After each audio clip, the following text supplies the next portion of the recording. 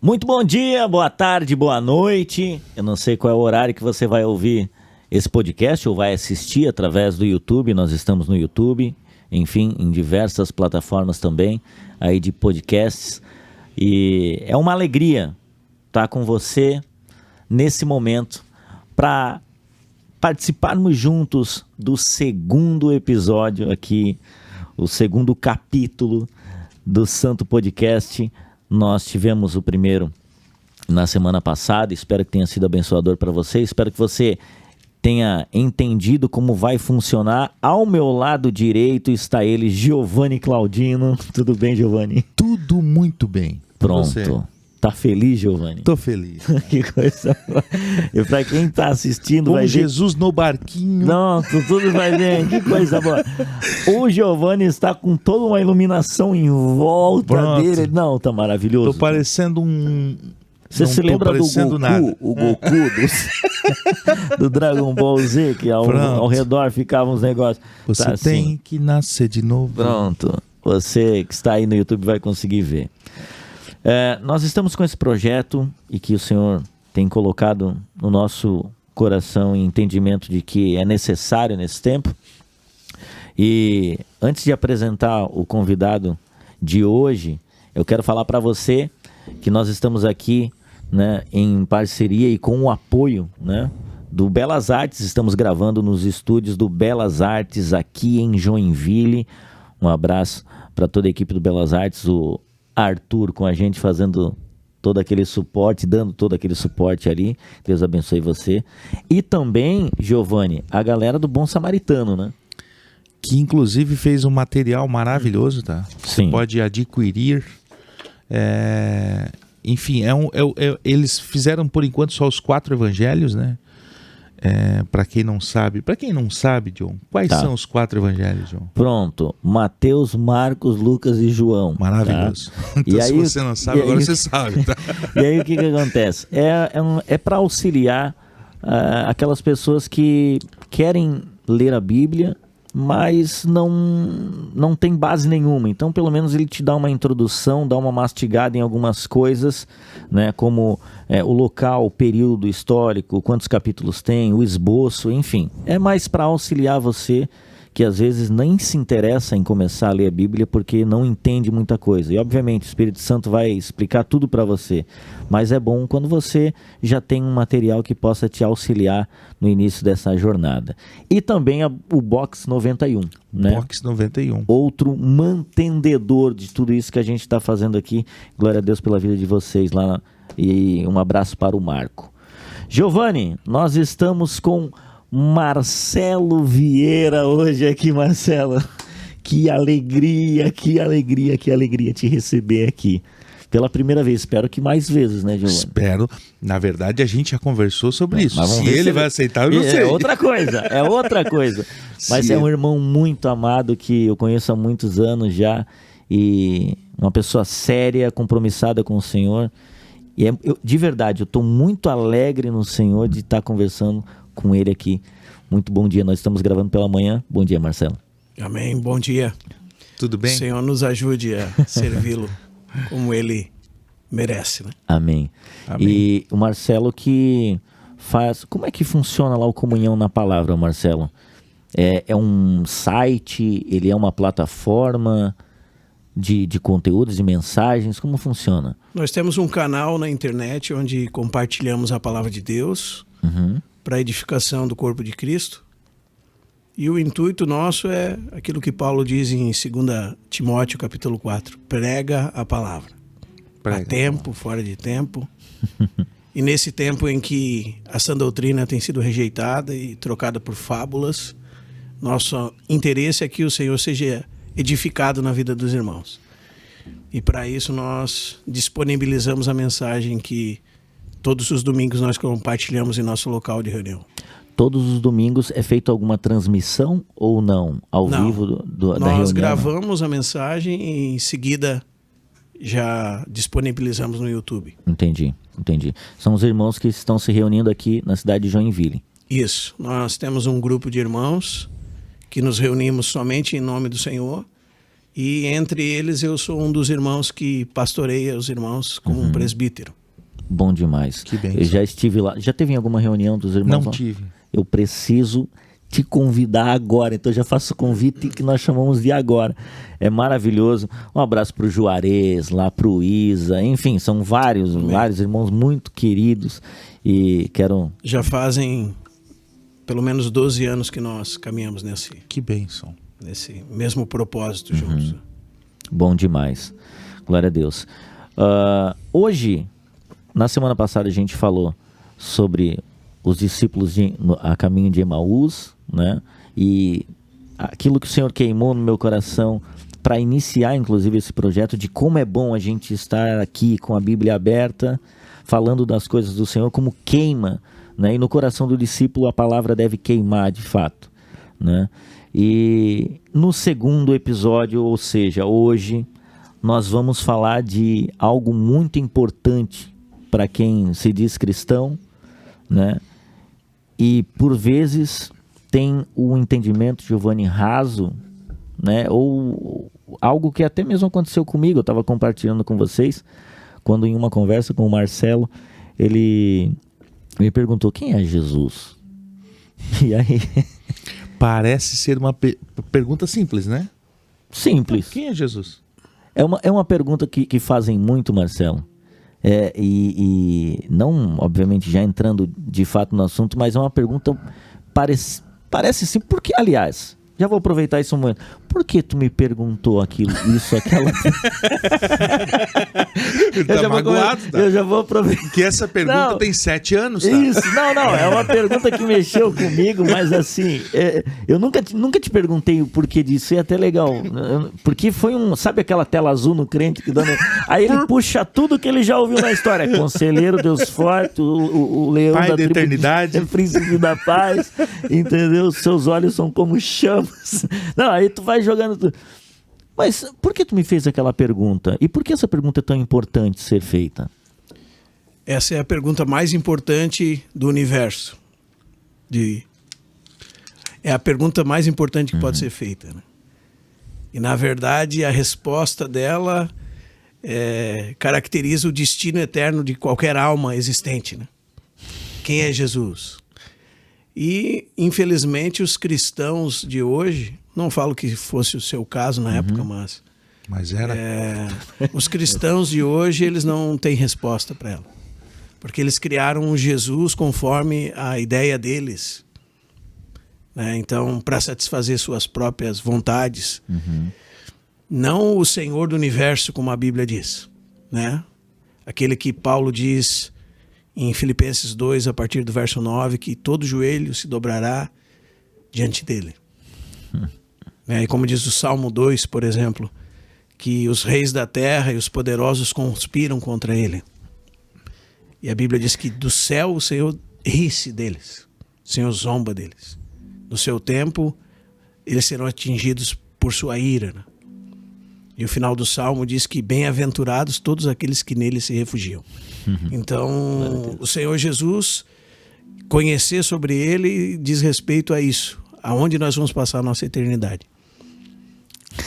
E Colossenses 2, verso 9, diz que nele habita corporalmente toda a plenitude da divindade. Então, ele é a pessoa mais importante, o personagem mais importante de toda a história. Jesus Cristo.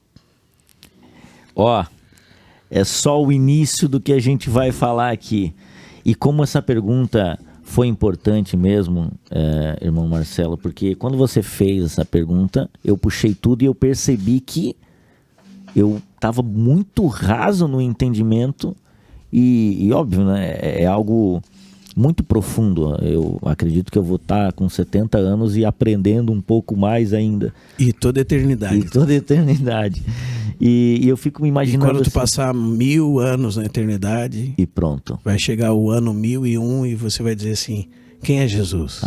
É o que nós chamamos de infinito, não? Pronto. Que maluco isso, cara. É maravilhoso. É a escola que você entra e nunca se forma. Olha isso. Graças a Deus, né? Hoje nós temos pessoas que fazem um curso tecnólogo de 2 anos e sai dizendo que são especialistas no assunto. Existem alguns influenciadores digitais que dizem que tu pode fazer 10 anos em um aí, por aí. Sim. Né?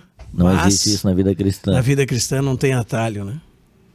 É lentamente... Um passo de cada vez e experimentalmente, não teoricamente.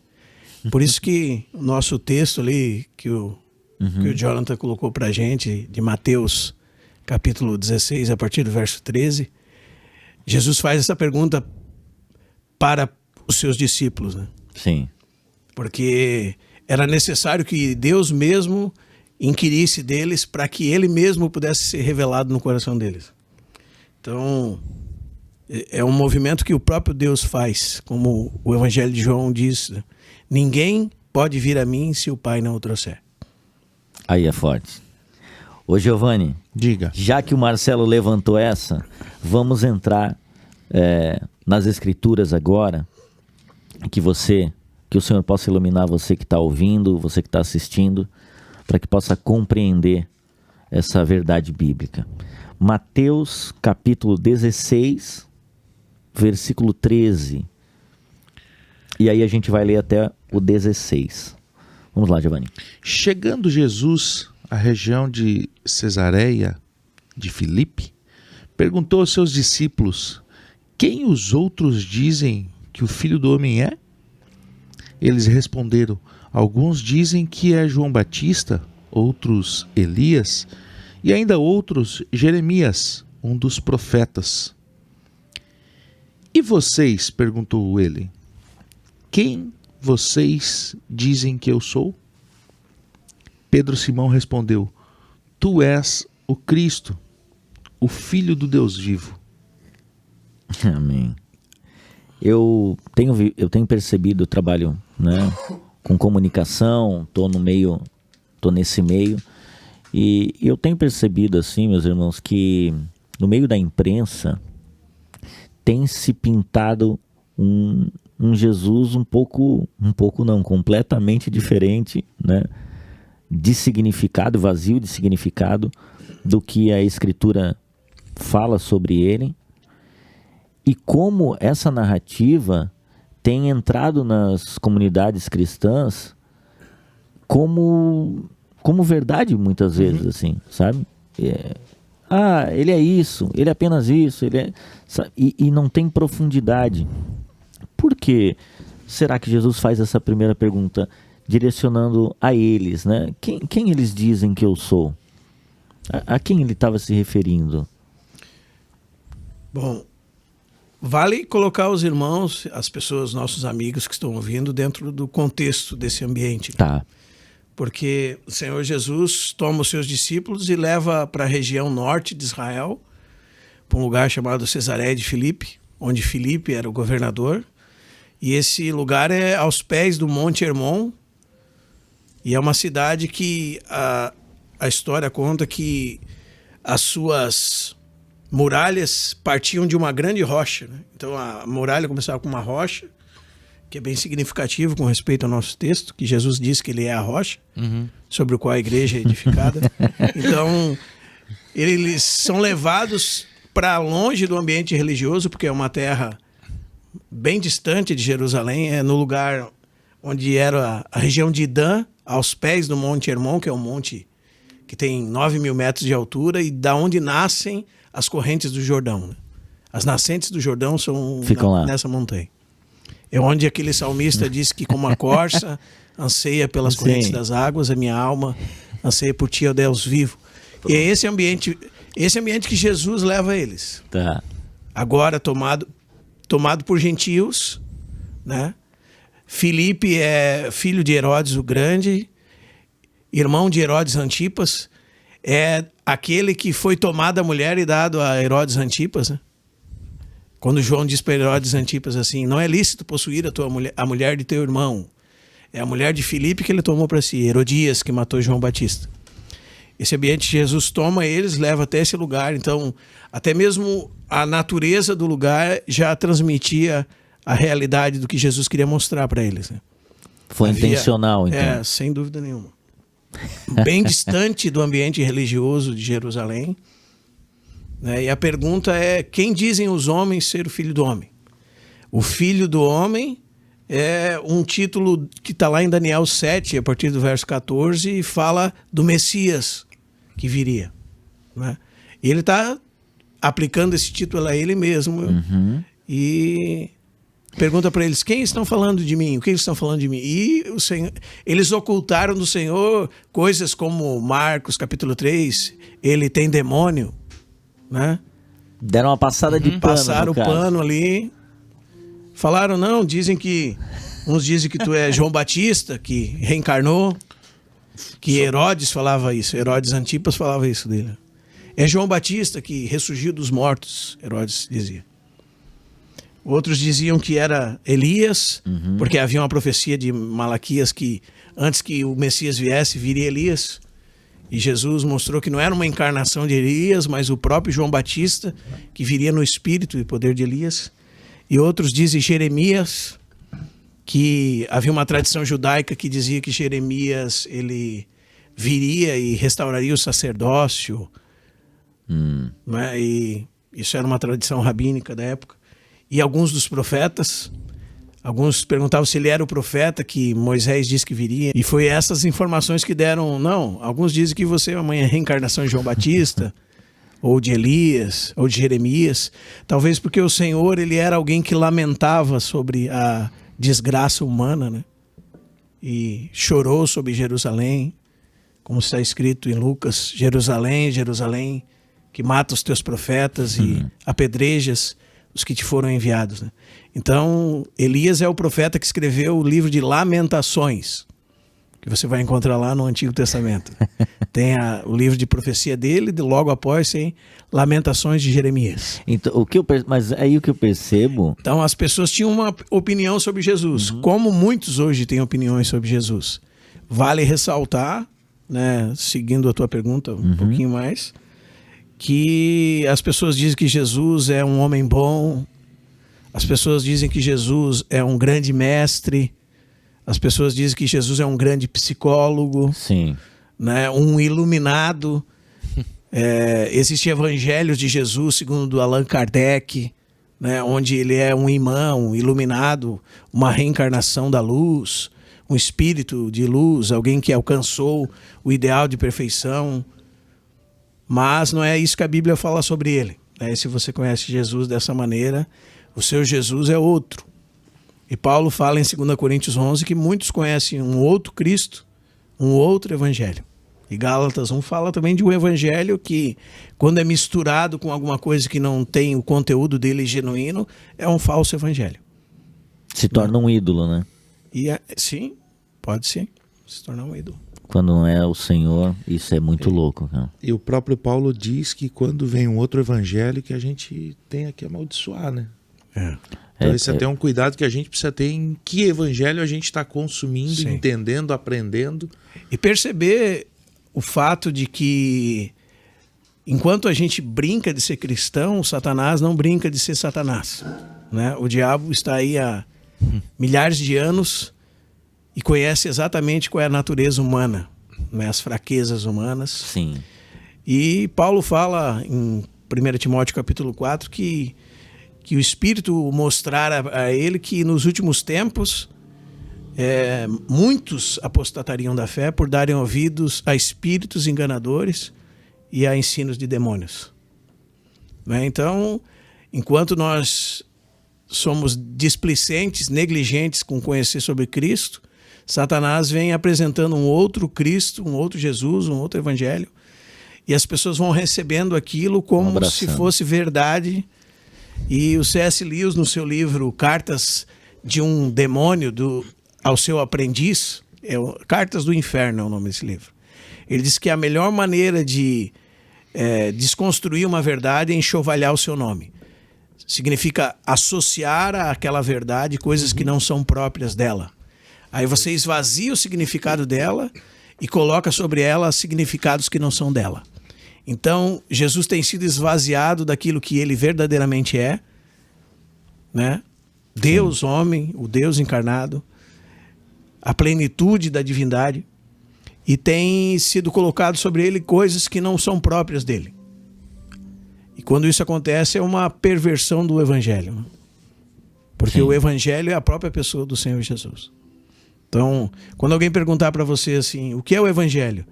Segundo Romanos capítulo 1, Paulo diz, Jesus Cristo.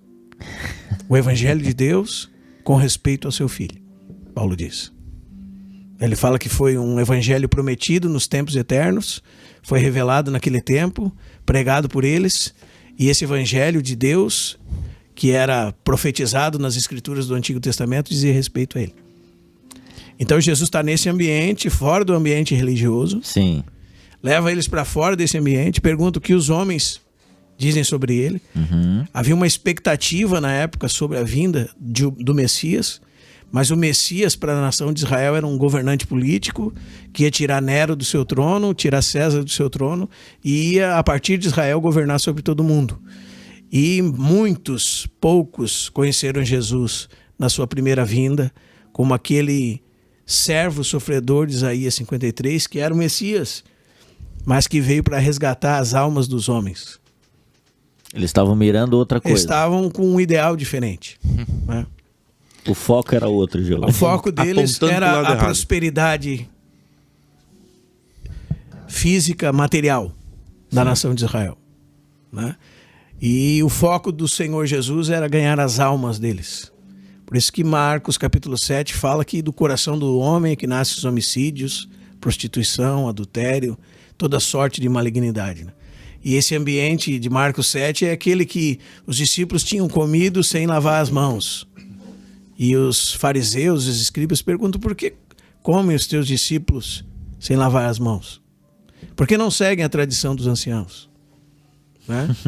Então você vê que as pessoas estavam preocupadas com o exterior do copo, como Jesus disse para eles, enquanto o interior estava podre, destruído, né? E, por exemplo, antes de continuarmos aqui, é importante perceber, né, Giovanni, o que eu consigo perceber é que eles respondem usando personagens das Escrituras. Então, quem eles dizem que eu sou? Então, por vezes, as pessoas que se dizem entender das Escrituras enxergam Jesus de uma forma completamente diferente de quem ele realmente é. Sim. Né?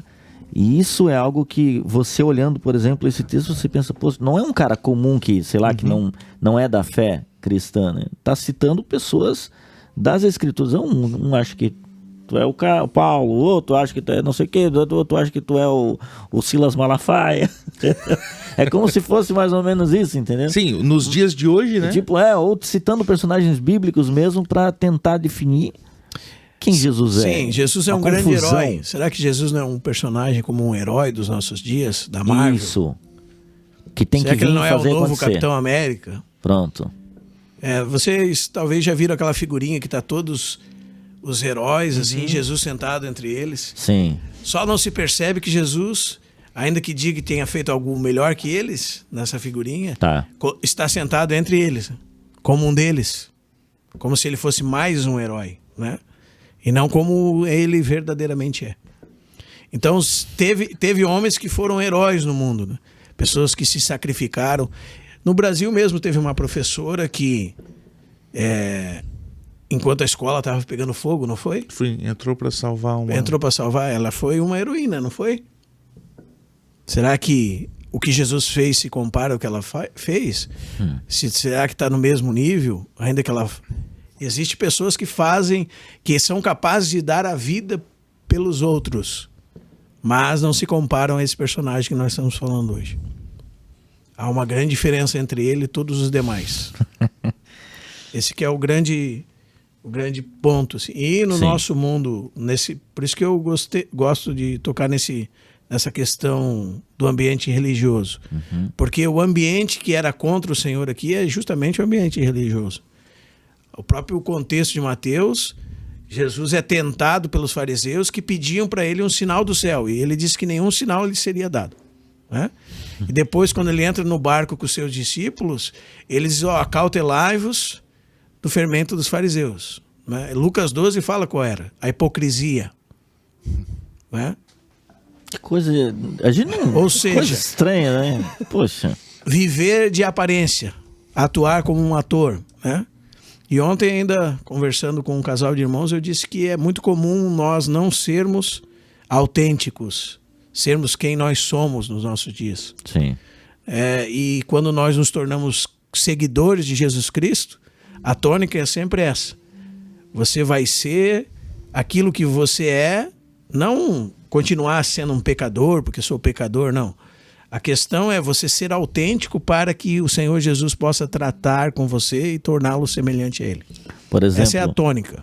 Ontem eu vi também uma postagem de um irmão falando sobre como as pessoas enxergam Jesus e veio essa postagem para mim, eu não sei porquê, será que foi o algoritmo?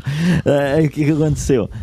A pessoa, enfim, do segmento lá, se eu não me engano, LGBT, falando sobre Deus, e aí um pastor, né, estava lá, o nome dele, e aí ele colocou ela de fundo, e aí ele falando em cima de tipo, não é bem assim e tal, e aí nos comentários ele colocou assim, ó, claro, né, gente, falando isso no entendimento do como eu vejo a fé, como se colocasse, tipo assim, pro nosso clube, não é que é uma realidade global, entendeu? Ele querendo se livrar dos haters, vamos supor, das pedradas, falando assim, não, eu tô falando só para quem acredita em Jesus, assim, não que seja, quase que ficou explícito de que ele não estava querendo se comprometer com a verdade.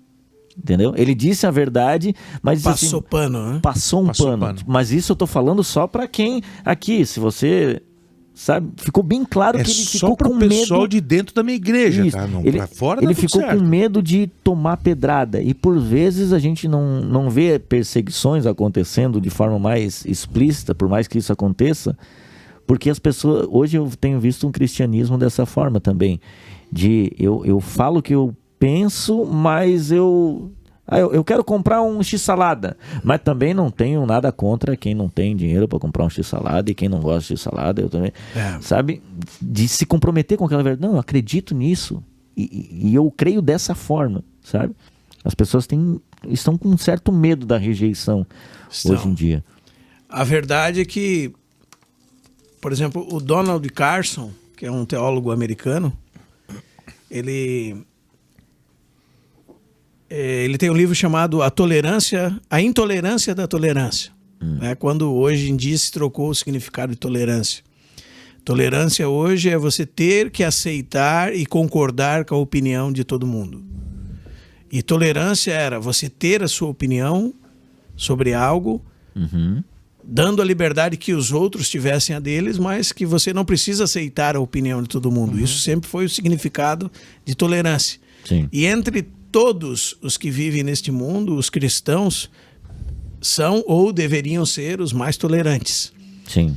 Mas ser tolerante e deixar que a pessoa viva suas decisões pela liberdade que Deus deu para elas, não significa concordar com o comportamento delas. Sim. Então, entre todos os homens do mundo, os cristãos são os mais tolerantes, porque eles respeitam a opinião alheia.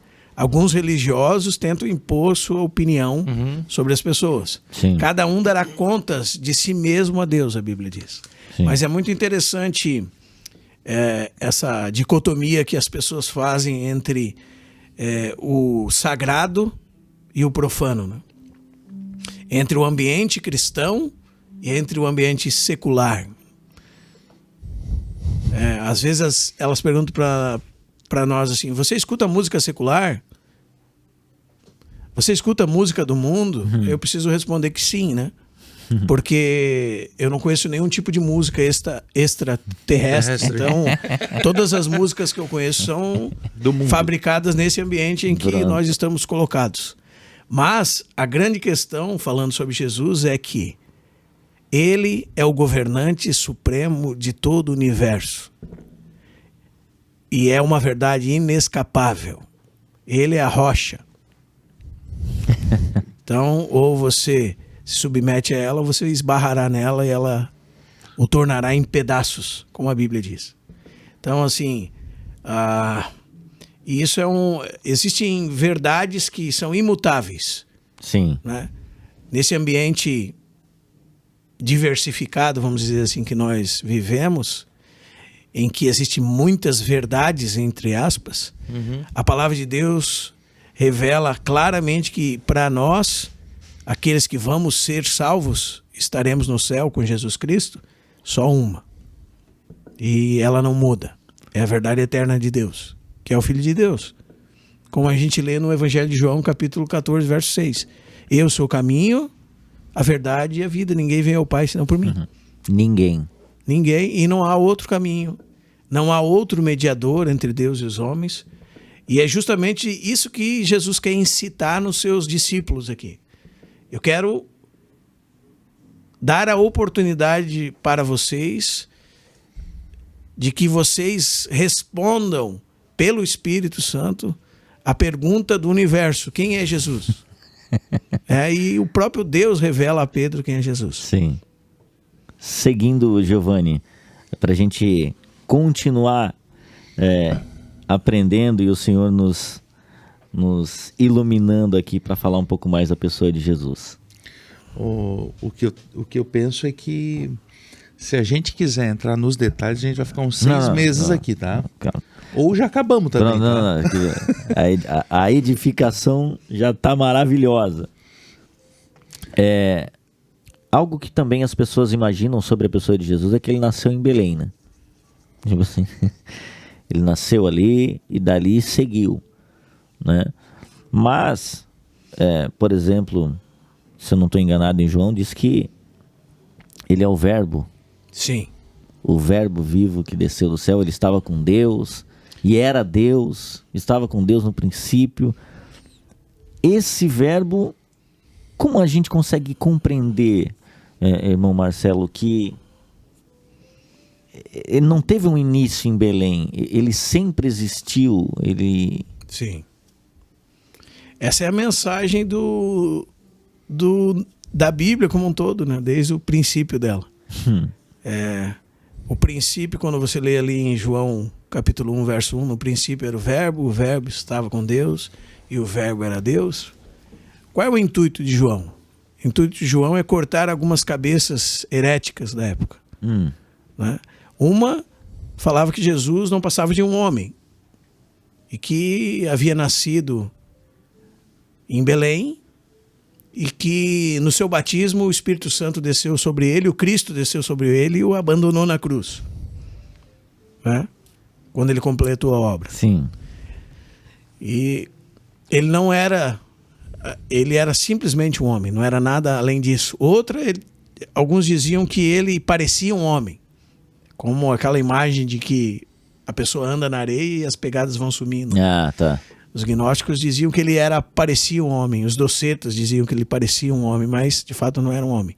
E a discussão era sempre que a matéria é má e aquilo que é espiritual é bom. Então, como entender um Jesus que era matéria, 100% homem e 100% Deus? Essa era a mensagem. Então João escreve para começar cortando cabeça.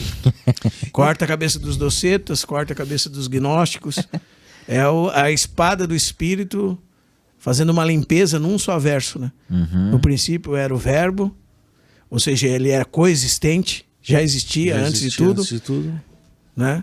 O Verbo era com Deus, ou seja, aqui há uma revelação da Trindade, que Deus é Pai, Filho e Espírito Santo. Sim. Sempre foi. E isso é o que o Evangelho traz à luz de maneira clara.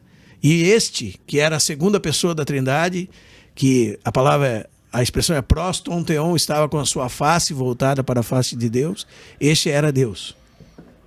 Ele é coeterno, coigual e coexistencial com o Pai. Então ele sempre foi e sempre é. Não teve um início. E segue o texto dizendo, né? E isso é bem interessante, porque nos nossos dias existe uma replicação da heresia de Ário, que era um presbítero de Roma, que dizia que Jesus era a primeira criatura de Deus, mas ele não era Deus e o Pai era superior a ele. E essa é uma heresia replicada, por exemplo, pelas testemunhas de Jeová. Ele colocou Jesus como uma criatura. Sim. Essa é uma heresia que é replicada. Toda heresia que a gente encontra hoje é heresia velha com roupa nova. É isso. Toda heresia que a gente encontra hoje é isso. Então, às vezes, alguém vem no domingo de manhã para você e diz assim: boa tarde, ou bom dia, melhor, né? Nós viemos aqui falar sobre Deus. E quando você vai ver, eles vão dizer assim: Jesus não é Deus. Heresia nova. Então, heresia velha com roupa nova. Os irmãos, eles podem abrir na primeira epístola de João, no capítulo 4, e João diz assim: amados, não deis crédito a qualquer espírito. Antes provai os espíritos se procedem de Deus. E ele fala, porque muitos falsos profetas têm saído pelo mundo afora. Ele fala, nisto reconheceis o Espírito de Deus. Todo espírito que confessa que Jesus Cristo veio em carne é de Deus. E todo espírito que não confessa Jesus não procede de Deus. E essa afirmação, como o Jonathan estava falando aqui, tem muita coisa por trás dela. Sim. Se ele veio é porque já existia, né? Então, está confirmando isso que ele falou no Evangelho, no capítulo 1, verso 1. Se ele veio, ele já existia. Então, Sim. ele se tornou carne. E a confissão do crente salvo é que Jesus é Deus, luz de luz, Deus de Deus, como dizia os santos do passado, coeterno, coigual, consubstancial com o Pai. E, como diz João, capítulo 1, verso 14, e o Verbo se fez carne e tabernaculou entre nós. E vimos a sua glória, diz João. Mas glória como do unigênito do Pai. Olha como é interessante. Essa Giovanni. é a confissão da igreja, irmão. A gente perceber... Quem vai para o céu é quem confessa isso. Isso é... Desculpa te interromper. Mas quem vai para o céu é quem confessa isso. Então nós temos que ser muito cuidadosos com esse primeiro tema, que está lá no topo dos temas principais. Quem Sim. é Deus? Jesus é Deus. Sim. A Trindade é o tema principal da onde surge todos os outros. Se alguém diz para você que não crê nela, ele não é um irmão e não estará no céu com você. Então nós temos muitas questões aí a levantar. Existem denominações que são chamadas de só Jesus, existem heresias chamadas de modalismo, eutiquianismo, todas as patripassionismo, são distorções da verdade que negam que Deus é Pai, Filho e Espírito Santo, e essa é a pedra de toque da fé. Se alguém se apresenta diante de nós, chamando você, cristão, de irmão, eu de irmão, e não traz essa verdade consigo, leia depois a segunda epístola de João, você vai ver como você deve lidar com isso. Vou deixar você curioso aí para ler a segunda epístola, porque não é brincadeira. Sim. Há muitos falsos cristos, há muitos anticristos, e ainda que esse personagem não se revelou ainda na história, mas o espírito do anticristo já caminha desde os tempos apostólicos até hoje. Sim. Algo que eu queria só salientar, como é importante a gente ter um cuidado com as escrituras, porque o que Marcelo falou aqui é muito real, né, Giovanni? Se ele veio, quem tá vindo... Tava em algum canto. em algum lugar tava, entendeu? E assim, se a gente for nesse raciocínio lógico e o que a Bíblia vai mostrando para nós, vai ficando cada vez mais claro isso, né? Ao longo da história, por exemplo, Jesus é um personagem que tá aí, tipo, tu sendo cristão ou não... Você sabe que ele existe. E marcou, né? Hoje nós estamos gravando esse podcast e nós estamos no ano de 2022, né?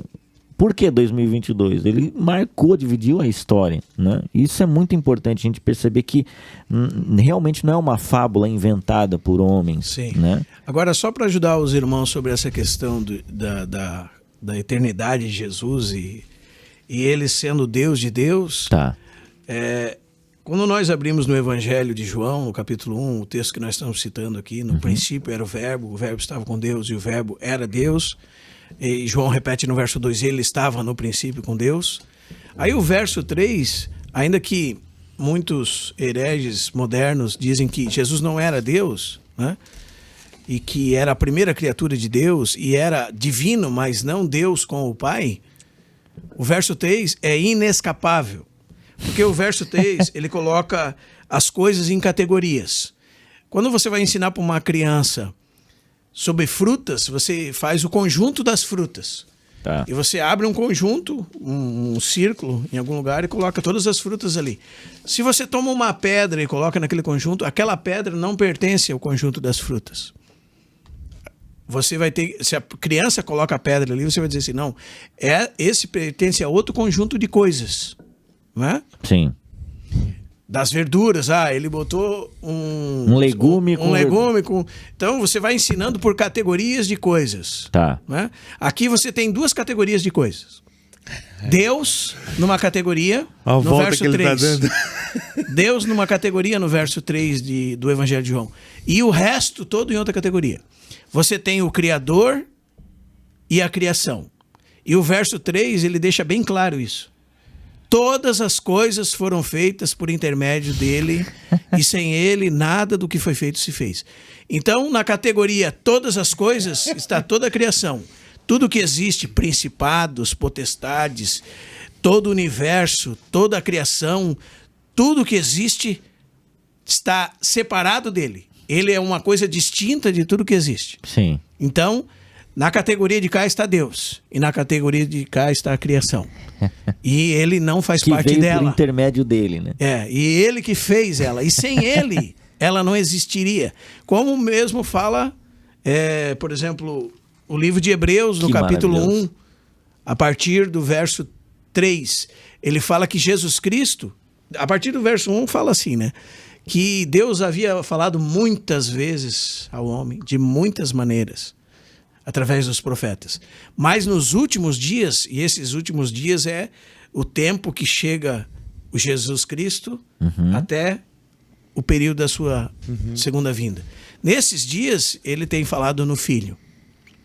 Ele diz assim, a quem constituiu herdeiro de todas as coisas. Primeira coisa, ele é o dono de tudo. Tá. De tudo, absolutamente tudo. De tudo, irmãos. Tudo é dele. Tudo. Não tem nada que não seja dele. Não tem um ele dele, é o tudo. proprietário de todo o universo, de toda a criação, de todos. Toda a terra é minha, diz o Senhor. Né? Eu sou dono da prata, do ouro. Todos aqueles que nela habitam me pertencem. Eu sou o dono de tudo. Jesus Cristo é esse, o dono de tudo. Ele foi constituído pelo Pai eternamente como herdeiro de todas as coisas. E diz assim, pelo qual também fez o universo. Então ele é o dono de tudo e o agente criador de tudo. Sim. Através dele Sim. foi feito o universo.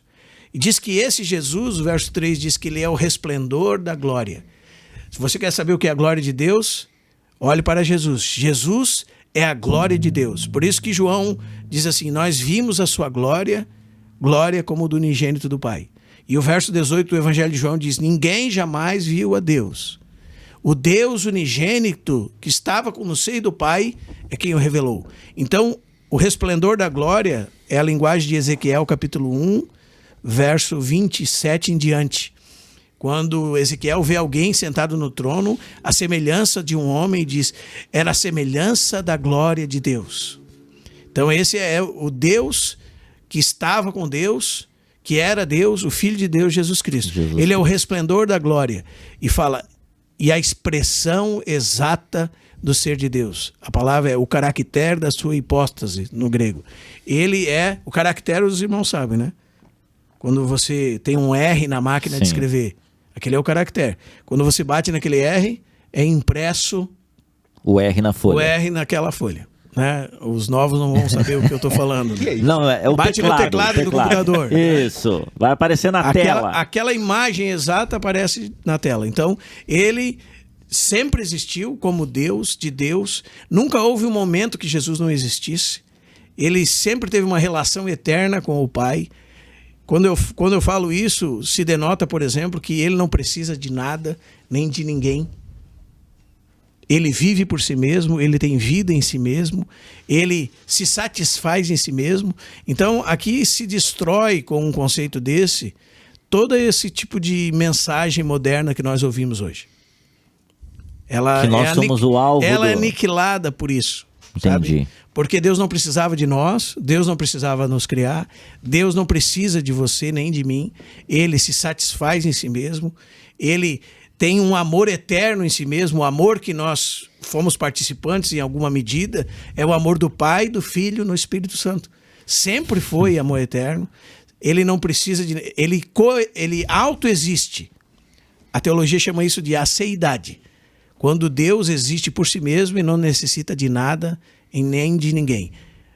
A vida está nele. Toda a fonte da vida vem dele. Por isso que o texto diz que ele é o resplendor da glória, a expressão exata do seu ser, e o resto diz assim, sustentando todas as coisas pela palavra do seu poder.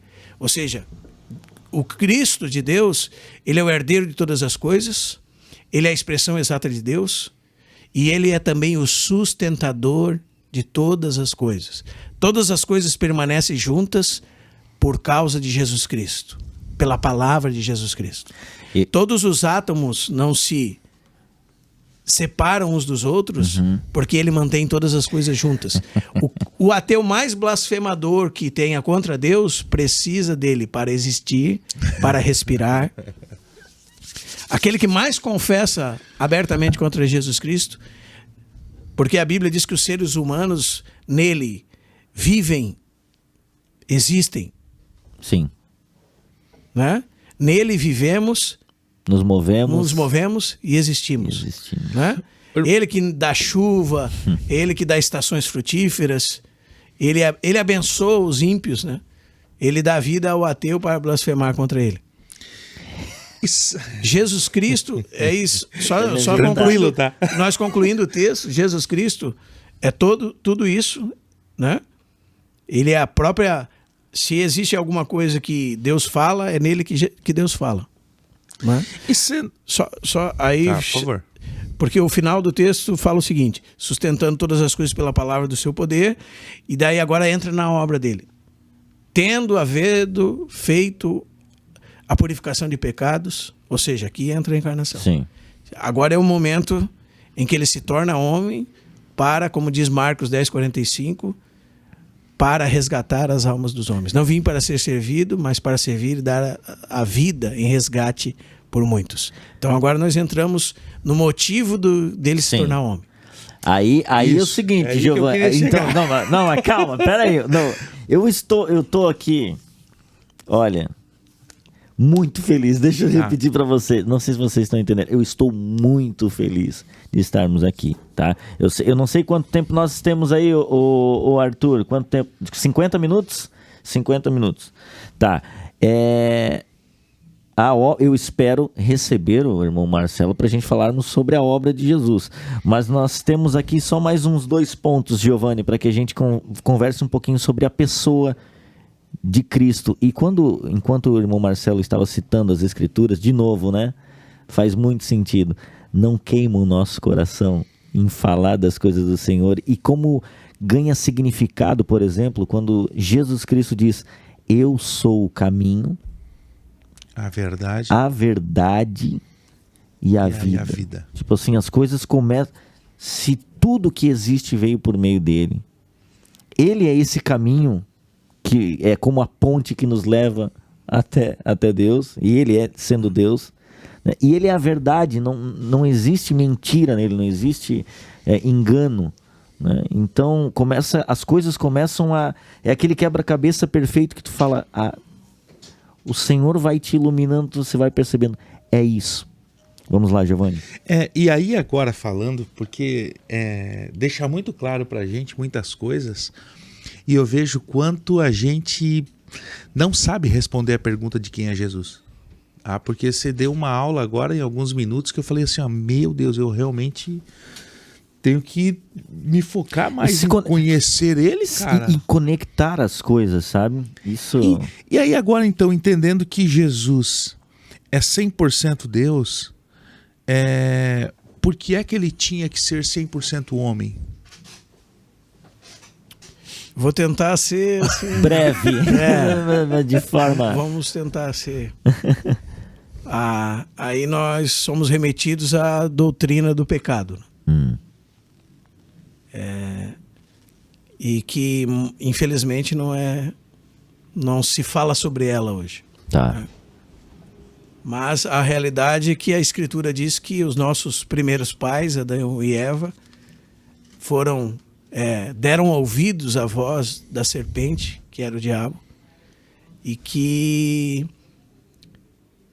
desobedeceram à ordem expressa de Deus, isso está lá em Gênesis capítulo 3, e caíram do estado de inocência que viviam.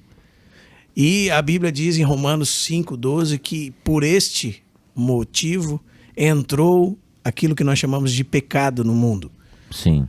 Que as pessoas pensam que é aquilo que elas fazem. Não é? Isso. Eu menti hoje, então eu olhei para a mulher alheia e então hoje eu sou um pecador porque eu cometi pecados. E a Escritura não diz isso.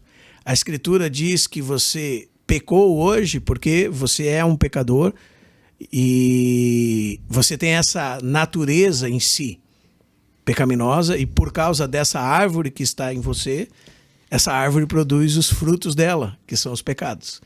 Então, existe uma maldição, literalmente, hereditária sobre todo ser humano, chamada pecado.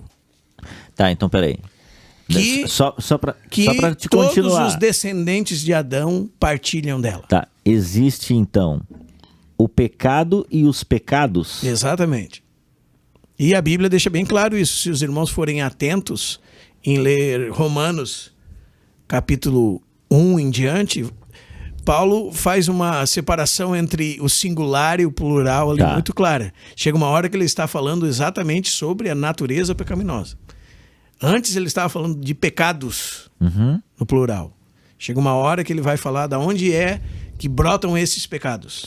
Que seriam os desdobramentos de um pecado da raiz. Sim, digamos. Se chama pecado original porque é o primeiro que deu origem a todos, mas não num sentido...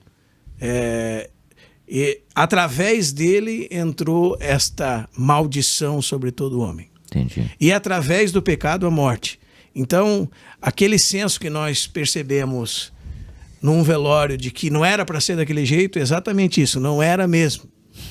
Todo velório que você vai, você tem essa percepção. Ali tem um corpo sem vida, porque a morte foi aplicada sobre ele, e a morte é decorrência deste motivo, do pecado, não outro motivo.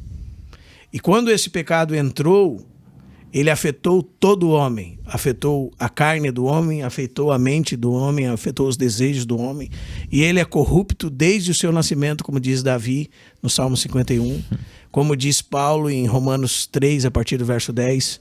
Segundo o diagnóstico de Deus, Paulo conclui no verso 10 de Romanos capítulo 3, diz: não há justo nenhum sequer. Ele diz: não há quem entenda, não há quem busque a Deus, todos se extraviaram, a uma se fizeram inúteis. Ou seja, juntamente, se juntar todos os seres humanos, eles não servem para absolutamente nada, porque o pecado está neles. Todos os desígnios do seu coração, os desejos mais nobres, entre aspas, têm segundas intenções. Sim. Não é? Se eles não pecam por ação, eles têm dentro de si todo o mal que precisam para cometer aquelas ações. Já está dentro deles. Talvez você não adultere, mas todos os dias você olha com intenção impura para a mulher alheia e você prova com isso que o pecado está dentro de você. Então, o problema não é provar que o ser humano... E também não é reduzir naquela frase: o homem é pecador. Sim, vou pecar hoje. Porque todo mundo peca. Não é isso que eu estou falando, não. Usar de muleta não isso. É o diagnóstico da natureza humana. E, de fato, é isso que aconteceu, né, na história. E por isso nós estamos aqui. É por isso que você morre. É por isso que tem rugas no seu rosto. As rugas são os efeitos da morte por causa do pecado. É isso. E aí precisava vir... Aí o que acontece? Deus, desde toda a eternidade, sendo o supremo governante de todo o universo, sabia que isso aconteceria, né?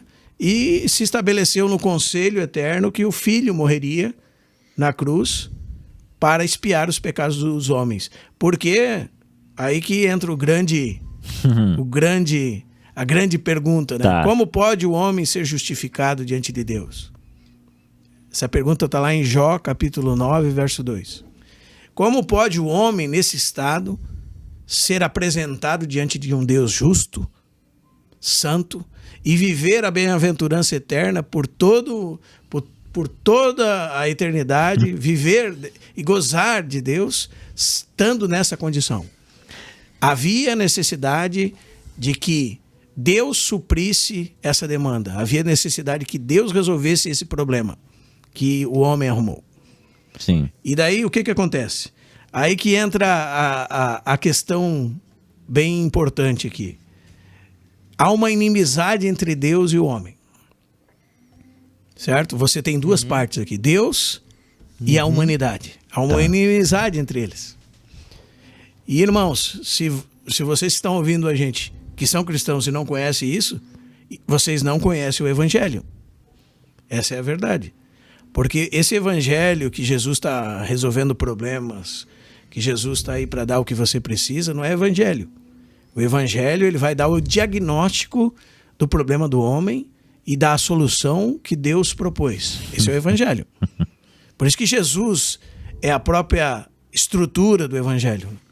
A própria natureza do Evangelho se refere justamente a quem ele é. Se ele não for quem ele é, não tem salvação.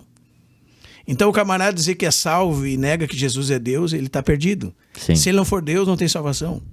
A salvação pertence ao Senhor, diz Malaquias.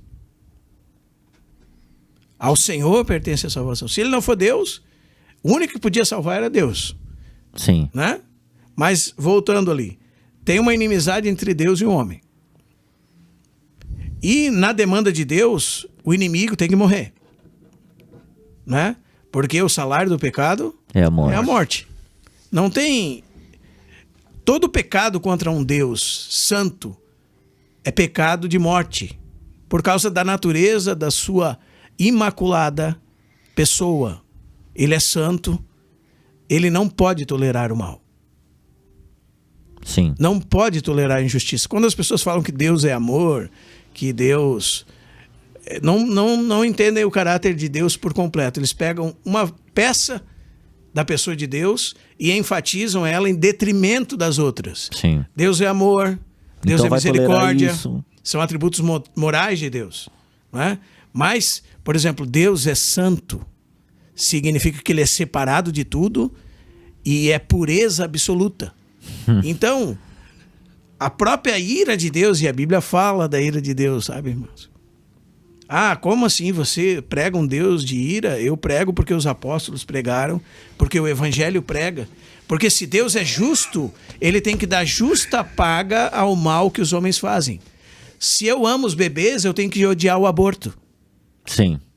Se eu amo a vida, eu tenho que aborrecer o assassinato.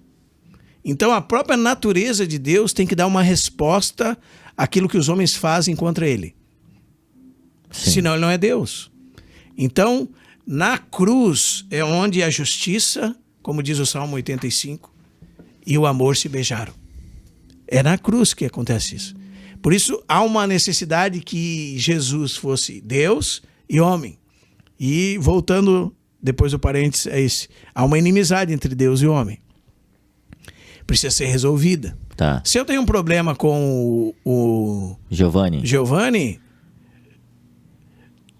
tu não pode se envolver no meu problema com o Giovanni. Ou eu o Giovanni. Tem um problema entre Deus e a humanidade. Tá. Esse problema diz que ele tem que ressarcir aquilo que ele fez. A culpa está sobre ele e ele tem que resolver essa situação. Mas eu decido perdoar. Eu decido salvar, Tá. como Deus. Então, mas para que eu possa salvar, eu tenho que ser Deus. Sim. Porque senão eu não posso salvar. Sim. Mas que eu possa tomar o lugar dele, eu, além de Deus, tenho que ser ele. Ser como ele. Sim. 100% como ele. Senão eu não poderia morrer em favor dele. E veja, não poderia um terceiro estar envolvido. Não poderia ser um anjo. Entendi. Tá. Porque não foi os anjos que aconteceu o problema de Adão. Foi com Adão e com toda a humanidade. Então tinha que ser homem para tomar o lugar dele. Sim.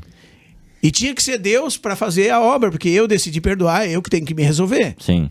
Né? O perdão hoje é condicionado. Se o fulano fizer tal coisa, Sim. aí eu vou perdoar ele. Não, o perdão, ele é incondicional. Quando nós perdoamos alguém, é uma via de mão única.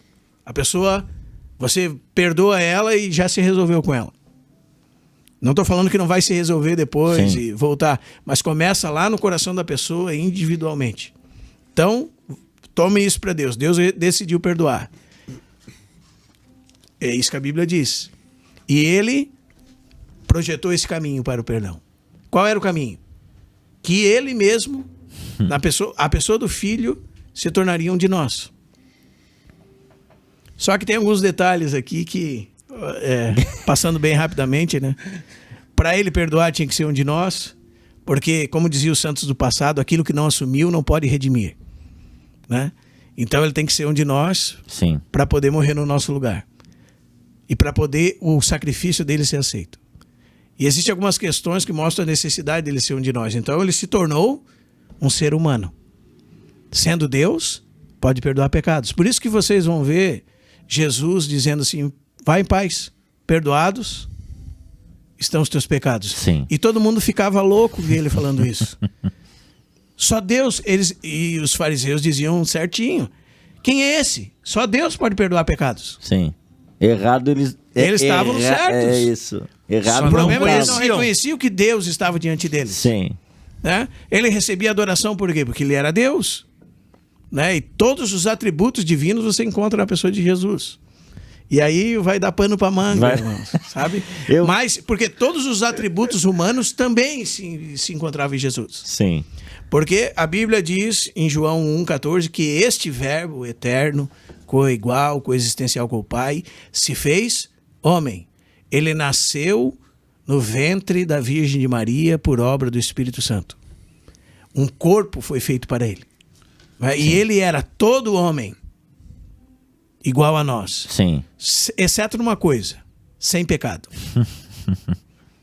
E isso também é muito importante, eu acredito que esteja numa das questões que os irmãos levantaram, que sem pecado. Porque para ele ser o nosso substituto, ele teria que ser sem pecado. Sim. Senão ele morreria pelo seu próprio pecado. Sim. Não é? Mas ele tinha que ser Deus. Aliás, só um detalhe. Eu acredito que nosso tempo já está indo, né? Mas como que poderia a ira de Deus ser suportada sobre ele para que você recebesse salvação? Só ele sendo Deus.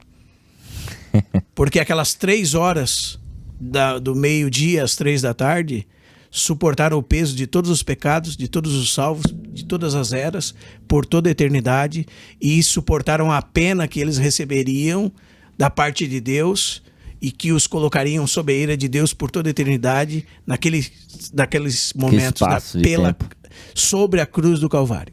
Então, ele tinha que ser Deus, porque não poderia aguentar o poder da mão da ira de Deus sobre ele. E diz que esse cálice ele bebeu inteiro. A ideia é até a borra. Quando você toma vinho, se você toma vinho, você sabe que lá no fundo da garrafa está o quê? Eles chamam da borra do vinho. Uhum. Diz que desse cálice ele bebeu inteirinho, até a última gota. A ira de Deus caiu sobre ele. Então, essa inimizade que havia entre Deus e o ser humano, para aqueles que confiam na obra dele, foi tirada. Né? E quando vocês abrem, por exemplo, João, naquele texto clássico, né? Deus amou o mundo de tal maneira que deu seu Filho unigênito para que todo aquele que nele crê não pereça, mas tenha vida eterna. Aí você segue lendo o livro de João. Quando você chega no último versículo do capítulo 3, está escrito o seguinte: meus irmãos amados.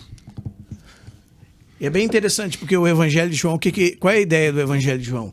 É apresentar Jesus Cristo como Deus. E é interessante porque os hereges tomam as passagens de que... Porque há 2 problemas aqui envolvidos. Você pode esvaziar a divindade de Jesus, ou você pode divinizar a humanidade de Jesus. Jesus tem que ser homem, porque aquilo que ele não redimiu, aquilo que ele não assumiu não pode salvar. E ele tem que ser Deus, porque senão não pode perdoar pecados e não podemos receber a nossa salvação. Sim. Porque ao Senhor pertence a salvação. Então, a tendência é esvaziar a divindade de Jesus, tornar ele só um homem, ou divinizar a humanidade de Jesus, né? E as pessoas leem o Evangelho de João e encontram passagens que mostram a fraqueza de Jesus física, né? Mostram ele chorando. Sim. E ele mostrando que o Pai é maior do que ele, né? E outros textos, e dizem, tá vendo, ele não é Deus, ele é menor que Deus. Mas o intuito do Evangelho de João está lá no capítulo 20, verso 31, que diz assim: estas coisas foram escritas para que creiais que Jesus é o Filho de Deus. Ou seja, Jesus é Deus. Sim. E crendo, tenhais vida em seu nome. Então, aquele que tem o Filho, tem a vida. Aquele que não tem o Filho, não tem a vida. Essa é a verdade inescapável, né? Sim. Então, se nós vamos receber vida eterna da parte de Deus, é por esta realidade interior. E o intuito de João é que as pessoas entendam isso. Então, todos os discursos, os milagres, tudo é para encaminhar a pessoa a perceber: Jesus é Deus. Até na boca dos fariseus, Jesus é Deus, né?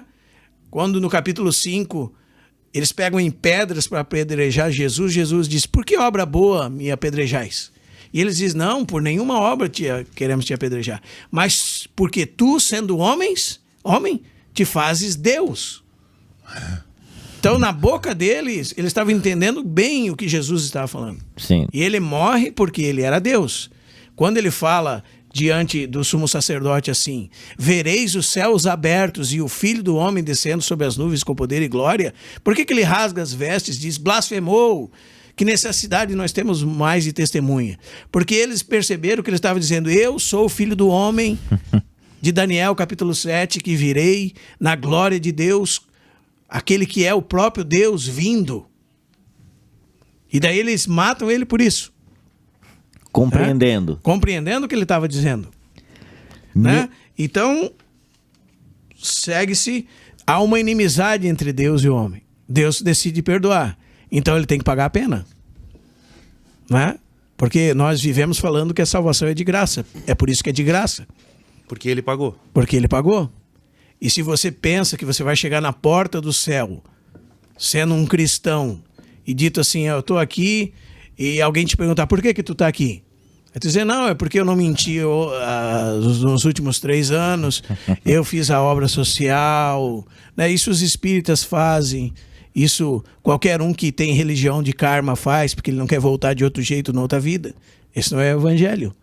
O evangelho, nós vamos chegar lá diante de Deus e o que tem a nosso favor? O que Cristo fez por nós.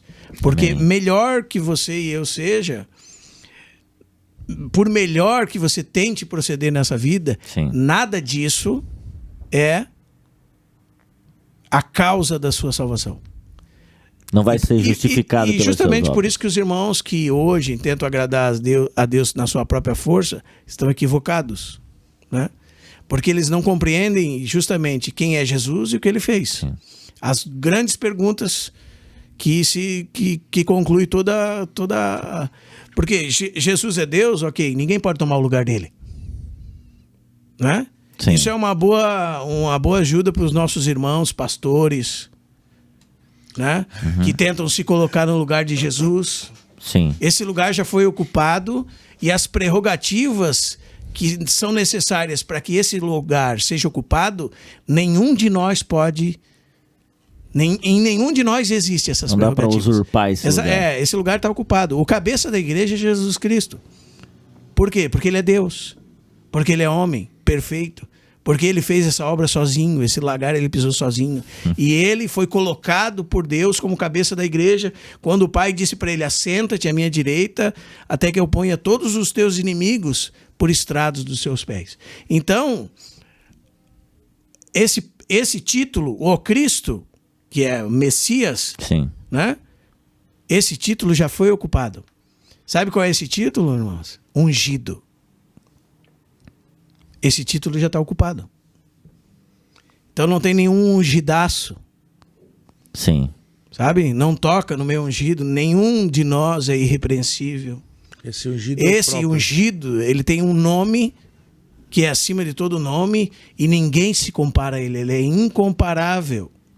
Então, às vezes, os irmãos estão debaixo de julgo de pessoas que se colocam em lugar de Cristo. Não é? E se colocam como pessoas irrepreensíveis. Ele é de carne e osso, irmão, igual você. Ele peca igual você. Ele tem fraqueza igual você. E as pessoas criaram um ambiente de pastores e leigos, criaram um ambiente de clérigos Sim. e pessoas comuns que o evangelho ele não endossa. Sim. O evangelho não endossa isso. Por que eu falo isso e isso é tão importante? Significa que não existe pessoas que cuidam umas das outras? Não. Existem pessoas que cuidam umas das outras. Sim. Existem pastores, mas aos moldes do Novo Testamento, né? Uma função e não um título. Não pessoas que são irrepreensíveis. E isso é tão importante porque faz uma libertação na vida das pessoas, na vida dos irmãos que vivem sob debaixo de julgo, de tradições de homens que se colocam sobre elas e colocam sobre elas julgos que Jesus nunca colocou. Né? Que quem nós estamos falando hoje. Se você tiver assim, então, se estiver por aqui, por perto de mim, então, como eu sou um ungidaço, tu está garantido, tu está salvo. Esse papel é de Jesus Cristo, irmão. Esse papel não é de nenhum, não é do apóstolo Paulo. É isso que Jesus está falando para Pedro. Quando Jesus diz assim, em Mateus 16, né, para a gente Sim. ficar dentro do nosso... Jesus diz assim para Pedro, quem vocês dizem que eu sou? Ele diz, tu és O Cristo, o ungido, o Messias, Filho do Deus vivo. tu és Deus, o Filho do Deus vivo. Tu és o Cristo, o Filho do Deus vivo. Sim. Jesus diz para ele, bom, tu é feliz, tu é o bem-aventurado, tu é, não é?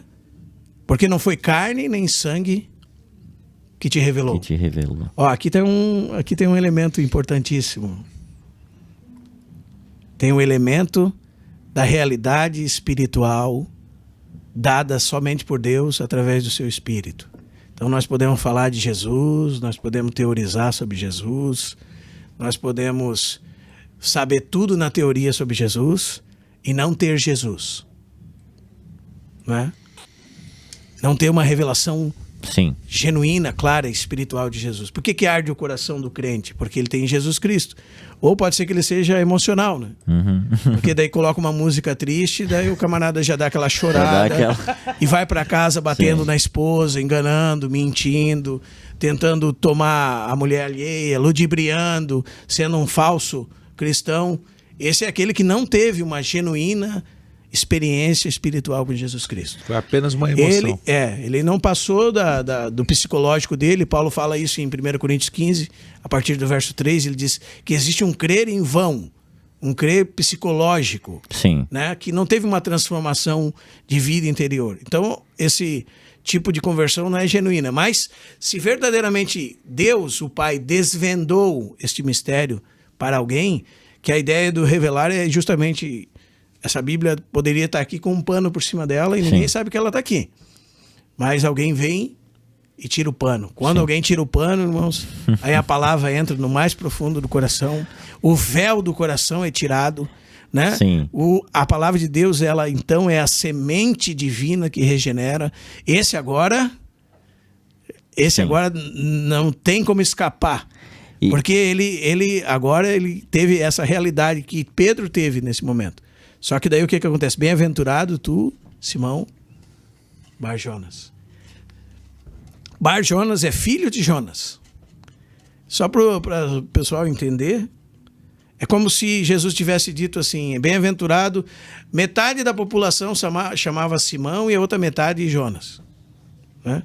É quase que alguns exaltam Pedro lá nas alturas e Pedro tem seu lugar entre os apóstolos. Mas temos que ser cuidadosos, porque isso não endossa teorias falsas sobre Pedro, né? Porque, na verdade, Jesus está falando para Pedro assim, bem-aventurado tu, João ninguém, filho de João ninguém. Se todos nós nos colocássemos na posição de Pedro naquele dia... João ninguém. Nós seríamos João ninguém. Filho De João ninguém. Pronto.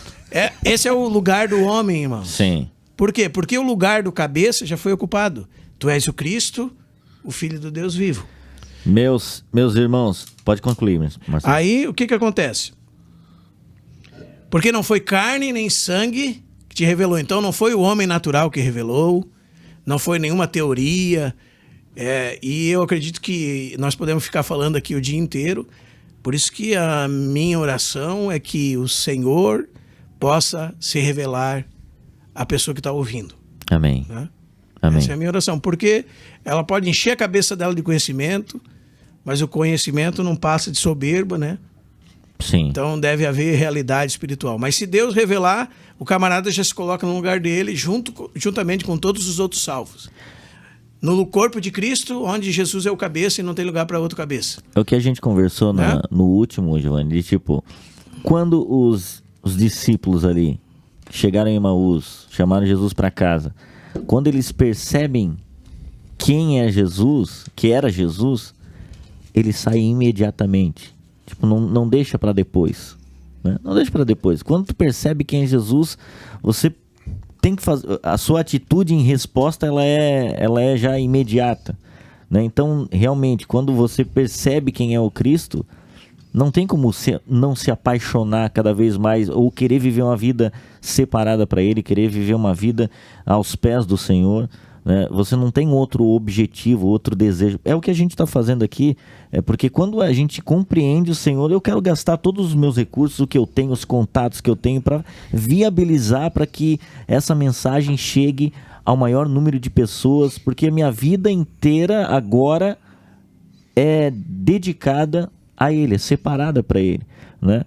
Eu tenho a plena certeza que a gente vai precisar de mais um podcast para a gente continuar esse assunto, esse tema. Nós tínhamos mais pontos, 20 perguntas. E mais pontos para colocar, para que a gente pudesse conversar sobre isso.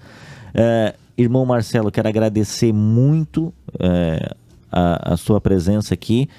Nós tínhamos muito ainda para conversar e eu quero já fazer agora essa pergunta para ver se você topa a retornar aqui com a gente para que a gente tome Acho desse que ponto. Teria que ter a parte B desse. Isso, exatamente.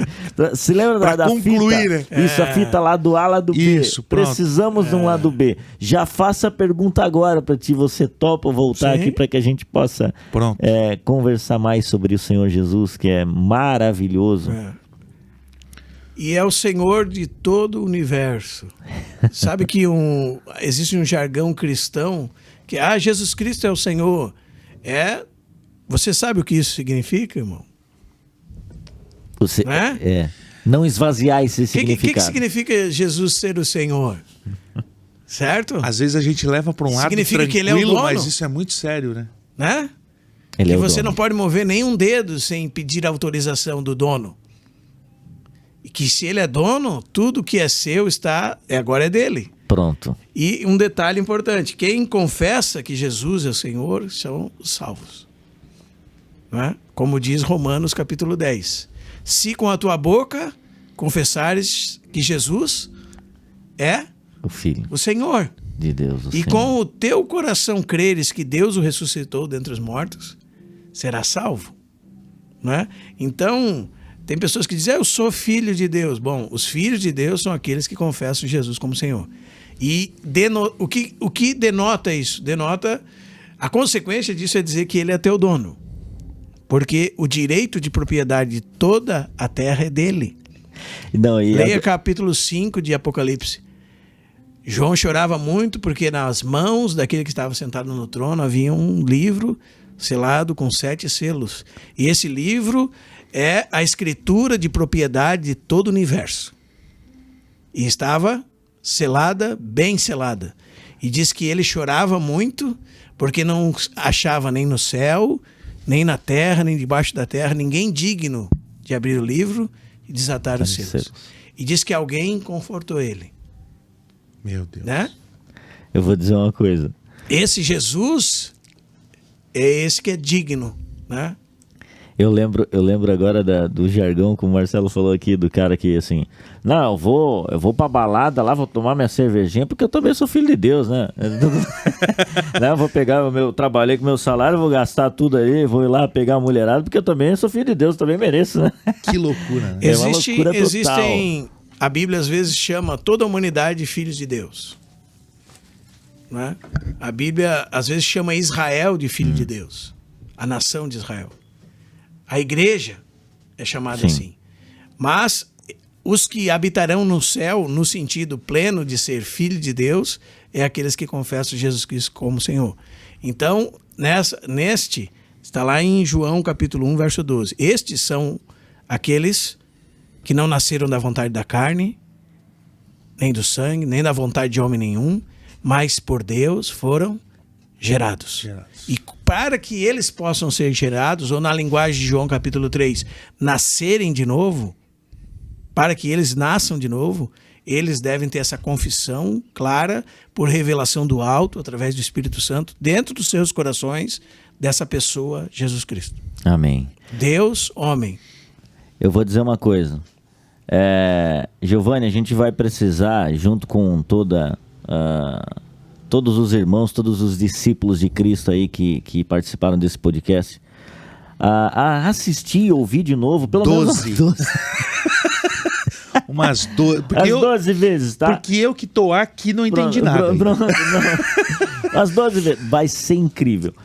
Irmão Marcelo, quero agradecer mais uma vez, de verdade, então, fica já o convite para uma próxima e nós faremos, se o Senhor permitir, nós faremos.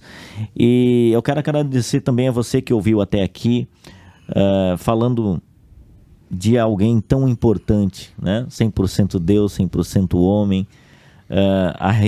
a Escritura revelando o Senhor, falando do Senhor, o Espírito Santo que habita em nós, quem manda em nós, apontando para o Senhor.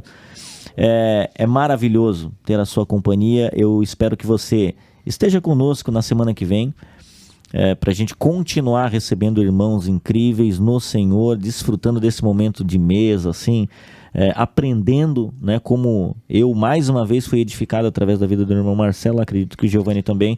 Com certeza. Na semana que vem, se o Senhor permitir, estaremos juntos novamente. Giovanni. Antes de a gente finalizar, eu quero que você conheça de fato a comunidade, né? A comunhão na palavra. É um site no YouTube, enfim, todas as plataformas você vai conhecer e conhecer até um pouquinho mais do irmão Marcelo. Tem muitas ministrações lá. Muitos conteúdos. Né, que eles ministram das reuniões. Eles até têm acredito que uma escola, né, de teologia, então que você pode aprender muitos detalhes um pouquinho mais aprofundado e é muito maravilhoso e de graça, tá? Só pra... É maravilhoso. Não tem nem, não tem R$39,90 por R$19,90. Não tem de graça. Tem 10 vezes, não tem 10 vezes? Tem. Não tem cartão. Tá? De fato, eu estou muito feliz aqui. É de graça. Né? É de graça. Eu lembro que uma vez eu estava com um irmão que já partiu com o Senhor e não tome isso como regra, mas... Era a vida dele, né? Talvez ele tinha avançado no conhecimento do Senhor. E ele me mostrou uma pastinha que ele tinha, assim, acho que tinha uns 400 hinos que ele tinha. Todos com um gravadorzinho, poemas dele, escritos. Aí a gente trabalha com música, né? Sim. Já falei para ele, irmão, já registrou tudo isso aqui? Aí ele disse assim para mim, mas... Registrou? Como assim? Porque é seu. Eu falei pra ele, irmão, tem que registrar, alguém pode tomar a sua composição. Daí ele disse assim, mas não é meu, irmão, é da igreja. É de Cristo, não é meu, irmão. Aí ele falou. Eu fiquei. De lá pra cá tu não cobra mais nada. A gente cobra uma gravação de guitarra, né? Sim. A gente cobra se a gente vai ensinar matemática, filosofia, mas não fazer negócio com o evangelho foi uma coisa que já antes tinha, mas como a gente está tão envolvido com as coisas dessa terra que a gente vai tomando a forma dela, né? Por Então todo mundo faz, por que eu não posso fazer também? Então para aquela E foi talvez um homem de Deus que mais me ajudou a conhecer as Escrituras, foi ele. E realmente ele sabia que tudo era de Cristo. Amém. Até aquilo que Cristo tinha dado para ele era de Cristo. Era de Cristo. Né?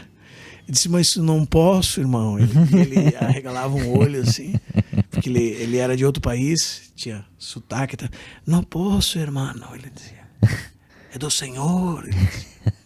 Meu Deus. Que entendimento. Meus irmãos, vamos ficando por aqui. Vamos ficando por Nos siga em todas as redes sociais aí, o Santo Podcast, que você vai ter muito conteúdo abençoado por Deus. E se prepare, porque hoje à tarde já tem o primeiro corte desse podcast. Amanhã também, 12:00 e 18h, e assim, todos os dias, 12:00 e 18h, nós teremos cortes sobre o que a gente conversou nesse podcast aqui com o Marcelo Vieira. E uma coisa, Marcelo, né, John? Entre lá no vídeo e comente qualquer coisa, o que Sim. o Senhor ministrou a você através do irmão Marcelo, enfim.